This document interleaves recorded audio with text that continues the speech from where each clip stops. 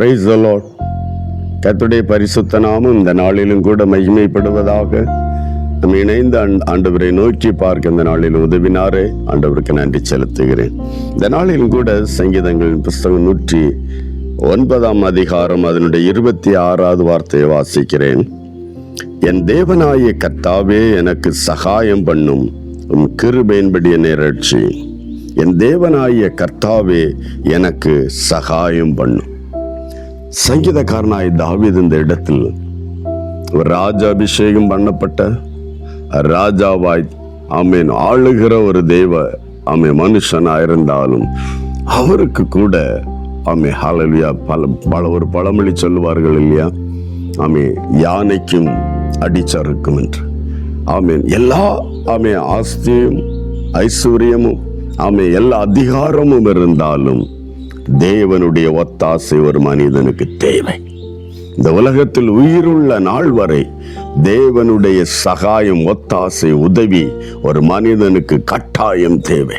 இதை அறிந்த எந்த தெய்வ பிள்ளைகளும் எவ்வளவு ஆஸ்தியோ ஐஸ்வர்யமோ எவ்வளவு பலம் இருந்தாலும், எவ்வளவு வாய்ஸ் என்று சொல்லுகிற ஹல்லேலூயா அந்த ஆதிக்கம் இருந்தால் கூட பிரைஸ் காட் அந்த தெய்வ பிள்ளைக்கு தேவனுடைய ஒத்தாசை. அதனாலதான் தாவீது இந்த இடத்துல சொன்ன, கர்த்தாவே தேவனாகிய கர்த்தாவே எனக்கு சகாயம் பண்ணும், எனக்கு உதவி செய்யும், எனக்கு உதவி அப்ப எல்லா மனிதர்களுக்கும் எவ்வளவு பெரிய மருத்துவத்தில் உயர்ந்தவர்களுக்கும் அல்லது பண விஷயத்தில் ஐஸ்வர்யவான்களாய் உயர்ந்து நிற்கிறவர்களுக்கும் அதிகாரத்தில் ஆளுகையில் உயர்ந்து நிற்கிறவர்களுக்கும் ஒரு பகுதி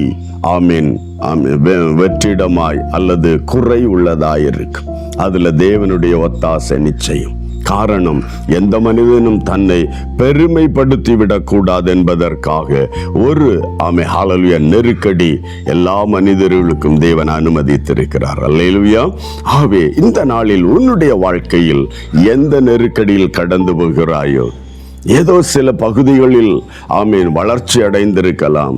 எந்த பகுதியில் உன்னை வேதனைப்படுத்துகிற விஷயம் இருக்கிறதோ, எந்த துறையில் உன்னை கலக்க பண்ணுகிற உன்னுடைய கண் கலங்கத்தக்கதாக ஒரு சூழ்நிலை காணப்படுகிற அந்த சூழ்நிலைக்கு தேவனுடைய உதவி தேவை.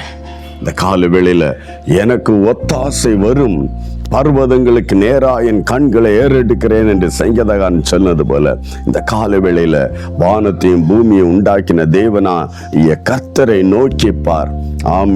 உதவி வரும். ஹல்லேலூயா. உதவி வரும். கர்த்தர் நமக்கு உதவி செய்வார். சகாயம் பண்ணுகிற தேவன், நம்முடைய பலவீனம் என்னதென்று அறிந்து சகாயம் பண்ணுகிற தேவன். மனிதனை பார்க்கும்போது அவனுடைய வளர்ச்சி அடைந்த பகுதிகளை பார்த்து அவனுக்கு என்ன குறைவென்று நிதானிக்கலாம். தேவனாய கர்த்தர் நம்முடைய இல்லாமையே, நம்முடைய வீக் பாயிண்ட், நம்முடைய பலவீனப்பட்ட பகுதி என்னதென்று அறிந்து அந்த இடத்தில் உதவி செய்ய விரும்புகிறார். ஆண்டவரை நோக்கி பார். நிச்சயம் அவர் அந்த பலவீனத்தில் நம்மை பலப்படுத்துவார். பவுலோடு சொன்னார், உன் பலவீனத்தில் என் பலன் பூரணமாக விளங்கும். ஹல்லேலூயா. ஆண்டவரை நோக்கி பார்ப்போம். உதவி செய்கிற தேவன் அவர், இறங்குகிற தேவன் அவர். வானத்தையும் பூமியும் படைத்த சர்வ வல்லமையுள்ள தேவனை நோக்கி பார்க்கலாம். அவர் இல்லை என்று சொல்லவே மாட்டார். ஹல்லேலூயா.